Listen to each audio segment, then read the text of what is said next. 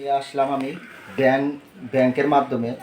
আমি ব্যাংকে বিমা করেছিলাম, তাই আমার টাকাটা দেওয়া হয় নাই। তাই আমার সমস্ত ডকুমেন্টস আছে আমার কাছে। দেখেন, আমি 27,000 টাকা জমা ছিলাম, কিন্তু টাকাটা আমাকে দেওয়া হয় নাই।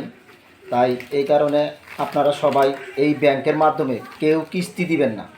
আমি গাজীপুর থেকে করছিলাম, তাই আমাকে দেওয়া হয়নি টাকাটা। আমার 10 বছরের ম্যাচ ছিল, আমি 27,000 টাকা দিয়ে আর দিতে পারিনি।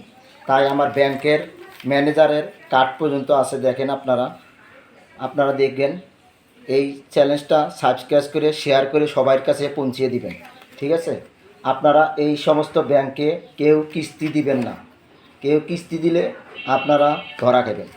তাই আমার কাছে সমস্ত ডকুমেন্ট আছে, তারপর আমার টাকাটা দেওয়া হচ্ছে না। দেখেন আমার স্লিপগুলো, প্রতি মাসে আমি কিস্তি দিয়েছি। আমার গার্মেন্টসের অনেক কষ্টের টাকা। তাই আপনারা এই সমস্ত বিমা করিয়ে ধোঁকা খাবেন না, ঠিক আছে? আপনাদের কাছে এটাই ধন্যবাদ, আপনাদের কাছে এটাই আমার অনুরোধ। চ্যানেলটা সবাই সাবস্ক্রাইব করে শেয়ার করে সবার কাছে পৌঁছিয়ে দিবেন, ঠিক আছে? আপনাকে সবাইকে ধন্যবাদ।